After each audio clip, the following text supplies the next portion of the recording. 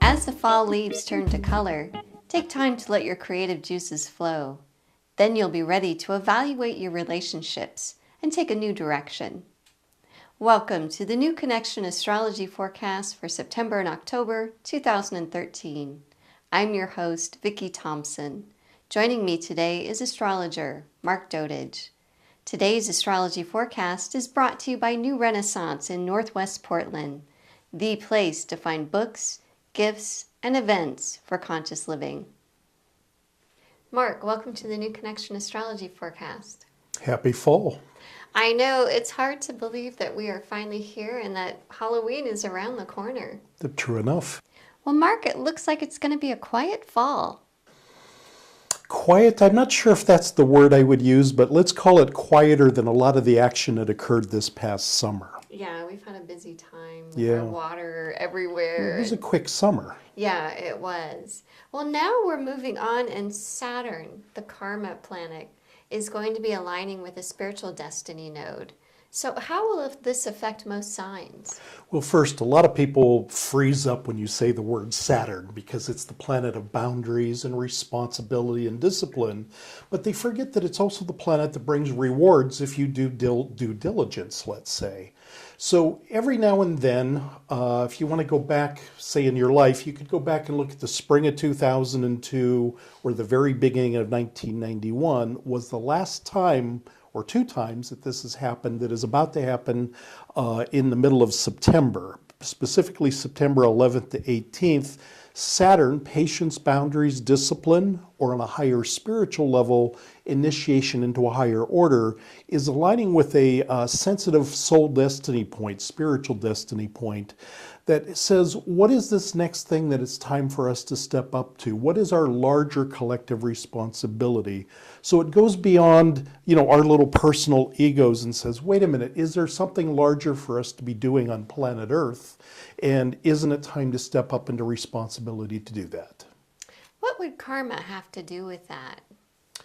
Well, karma is one of those words that's thrown around, and you have to be careful what you're talking about because everybody means something different. But my view of it is just all the actions, everything you've done, good, bad, indifferent, that you bring forward into this life. And we all have talents and challenges, and Saturn says it's time to step up and deal with your challenges and bring your talents out to use for the good of humanity.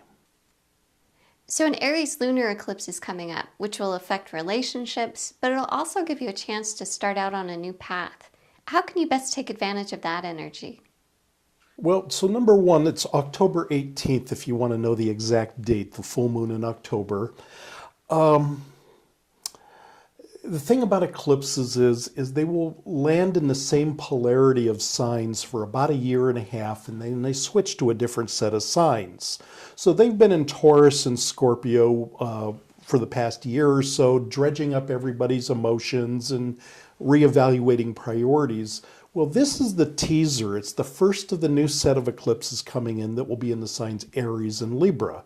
And that is, of course, balancing individuality and partnership. And so my suggestion is if you pay attention in October, how are you rebalancing all types of relationships, love, business, family, the whole thing? It's going to give you a peek ahead at what's going to come in 2014. So I'm looking at it kind of like, sometimes I call it a movie preview. Oh, here's this teaser to show you what you're going to be doing next year. So that's how I would look at it, as it's kind of like the appetizer to the meal. Oh, here's the teaser, and later on you're going to get more. So we'll be talking about this again when we get into 2014. So right now, if you were looking at relationships, is it time to evaluate what's working, what's not working? What do you value? See, it isn't just, everyone knows, oh, I want out of a bad relationship or I want to create a good relationship. But what they forget is it's time to say, what are the values I'm holding? Am I tracking with what I've come to planet Earth to do? And are the people in my life in harmony with that path that I see for myself. So it isn't that you have to just kick relationships out of your life, but like you've had dinner once a month for 20 years with the same friend, but you have nothing in common anymore. This would be saying, hey, I need to strike out on a new path and find people that are in harmony or resonate with me. And that's the shift that's really coming based upon our changing values. So it sounds like if our lives are changing and we're doing new things, that we have to find a support system for that.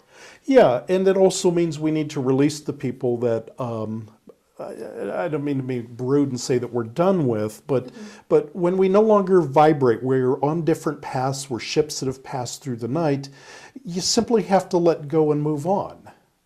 Yeah, it seems like we do. And we have different times in our life, different chapters where we're doing new things. And so we're with new people as well to do that. And some people let go more easily than others. Yeah, it's true. It can be hard. Well, we also have a Mercury retrograde in Scorpio. So are we going to have another emotional time period as well? Oh, no, not another Mercury retrograde. Well, we had one in the fall of 2012 in Scorpio and Sagittarius. And that was, you remember the General Petraeus sexual scandal came to the surface. Scorpio ruled sex. You also had the shootings in Newtown occurred just after the Mercury retrograde. So yeah, Scorpio drags you down to the depths. It's great for research or detective work or somebody who wanted to go research a book to write. It would be excellent for things like that. But most people hear Scorpio and they go, oh my gosh, I'm going to get dragged through the swamp to clean the bottom of the drain and go through an emotional catharsis, let's say. So yeah, I would suggest start by looking at what fall of 2012 was like for you emotionally, because this is kind of coming back again and saying, well, what do we need to do, or what did we say we were going to do and didn't get around to, and now it's time once again to do it. So it sounds like the world is cyclical, and we will never get past this mark. So it sounds like we have to go deeper and deeper, and just it's a time to refine for ourselves.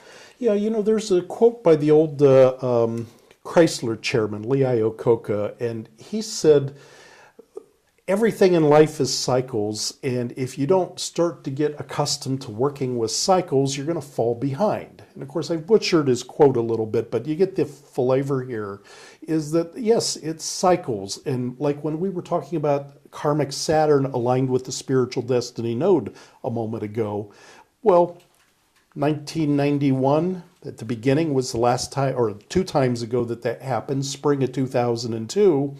And I like to hold the philosophy that we spiral around on planet Earth rather than going around in circles. That's a positive way of looking at it. Well, I hope I'm right. No, I like that. We're moving up. Up. But you will see similarities in things that went on back then and things that are going on now. And for example, in the world, if you track that, you would see there was a lot going on in Afghanistan in those previous 2 cycles.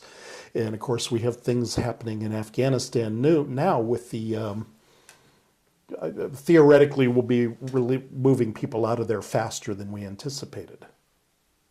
So you will see the same things come around in cycles, absolutely. That's true. Yeah. And hopefully we progress. That's my hope. Yes, we hold that for you and for everyone around yes. us. Now let's take a look at the 4 elements and see what's happening for your sign. So Mark, we have the earth signs, the water signs, the fire signs, and the air signs. So let's start with the earth signs, which are Taurus, Virgo, and Capricorn. Well, I think their best time for this forecast period is going to be the first half of September. Number one, because the sun's going through Virgo, which is an earth sign, so that's always helpful to all the earth signs. But also because there's other planets and asteroids going on in Earth, making like what we would call a triangular shape, or we call it a grand trine. So if you think of the pyramids, stable, harmony, flowing, and particularly for, there's an asteroid called Ceres, who has a lot to do with healing. And then there's an asteroid called Vesta, which has to do with, I want to go off into my temple and meditate and get enlightened. So for people who are doing healing work or personal growth work, it'd be very nice for the earth signs. Good. Sounds like a good time. So we have the water signs, which are Cancer, Scorpio, and Pisces. And they probably have the best for this forecast period because you remember this summer we talked about the grand water trine and the divine feminine that was going on. Well, all of that's still in play. It's not quite as neat and tight. Astrologers, we love everything perfectly aligned, but it's not quite there, but it's still close enough, let's call it. And so emotions flowing, harmony, people dealing with the emotional aspects and saying, hey, you know what? I want to do things that feel good to me. I don't want to just do my list of things I have to do. And so the one issue, though, is going to be like with we talking the earth. We were joking prior to starting the camera that I never seem to get my deck done. And if my emotions aren't in harmony with my logical brain saying, I want my deck painted before winter comes, it somehow doesn't get done. So the answer would be is the water signs need to get in harmony with the things that they actually want to do, or they won't get done. Yeah, well, we all seem to know about that. Yeah, too. yeah. Now we have the fire signs, which are Aries, Leo, and Sagittarius. Yeah, and for good or for bad, they get left out a little bit in this particular forecast. About the only thing really going on for the fire is the planet Venus is going to be moving through Sagittarius most of the month of October. And Venus is love, money, art, beauty. Sagittarius is I want to have a party, or I want an adventure, or I want to go out into the woods one more time before the bad weather comes, or things of that nature. So there is some help for them if they're willing to get out and play and adventure and explore new friends or new relationships.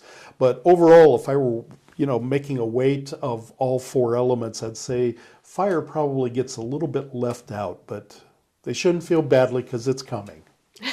We all get it in the Future end. forecasts, yes. And then our last sign are the air signs, which are Gemini, Libra, and Aquarius. Yeah, and of course, with spring equinox, fall equinox, I've forgotten where we are already. Sun goes into Libra, an air sign. It makes harmony for all the air signs during that period of time. The one challenge, though, is during the first half of October, particularly through about the 12th of October, is that these planets in Libra are making what we would call a challenging relationship that we'll just describe as sitting on a chair that has 3 legs that should have 4 legs. It's a little uncomfortable, you can do it, but what it does is it challenges you to say, how do I find my stability and my security, but add extra freedom into my life so I have more, more me time, let's call it. And so air signs are going to have a little bit of a juggling act this fall. It's a good thing, but it's also, we'll call it a motivational thing too. Well, good. Well, it sounds like overall, Mark, that it's a creative time, and yet it's also a little bit of a resting time as well. Yeah, both. And then you add in that Saturn aligned with the North Node we talked about at the beginning, and it's saying, what did I come to planet Earth to do? What is this greater service it is time for me to bring out? Summer's over. It's time to step up our game. Yeah, get back into it for the fall. Absolutely. Well, Mark, always a pleasure to sit and talk with you about astrology. Thank you. Thank you. Want more details on your sign? Check out Starscope and Astromark at our website at newconnectionjournal.com. Join us next time for the New Connection Astrology Forecast and get connected.